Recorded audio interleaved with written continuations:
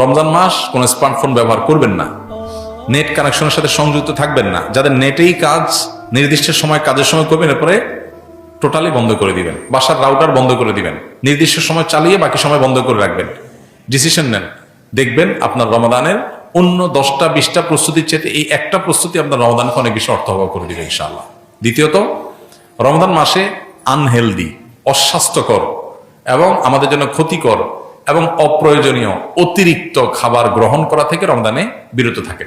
দুইটা জিনিস, এই দুইটা জিনিস যদি সঠিকভাবে করেন, আমার বিশ্বাস আপনার রমাদানকে আপনি অনেক সুন্দরভাবে কাটাতে পারবেন। এবাদত বন্দেগীতে আপনি স্বাদ পাবেন, তৃপ্তি পাবেন, স্পিরিচুয়াল যে আধ্যাত্মিক যে একটা প্রেরণা, শক্তি, এটা পাবেন।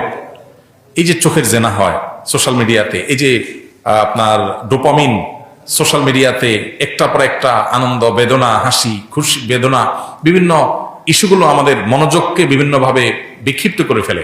এরপর ইবাদতে মনোযোগ হয় না, না তারাবিতে মজা পাই, না রোজাতে, না তাহাজ্জুদে, না দোয়াতে, না তেলাওয়াতে কোনো মজা পাই। এগুলো থেকে আপনার সঠিক সুফলটা পেতে হলে আপনাকে নিয়ন্ত্রণ করতে হবে দুটা জিনিস। অনেক জিনিসের খোলাসা দুটা জিনিসের মধ্যে চলে আসবে। অতিরিক্ত খাদ্য গ্রহণ, অস্বাস্থ্যকর খাদ্য গ্রহণ না করে পরিমিত ভালো খাবার গ্রহণ করেন, স্বাস্থ্য ভালো থাকবে, ভেতর থেকে শক্তি পাবেন। আর খাবার যখন এলোমেলো হবে, ওইটা মানুষের আধ্যাত্মিক শক্তিকেও ধ্বংস করে দিবে। এবং তার সাথে মোবাইল ফোনের নিয়ন্ত্রণ, এই দুটা জিনিস ডিসিশন নেন এবং আপনি লিখে রাখেন, ইনশাআল্লাহ হবে ইদনিল্লাহ আপনার জীবনের শ্রেষ্ঠ রমজান আপনি কাটাতে পারবেন এই দুইটা প্ল্যান করার মাধ্যমে।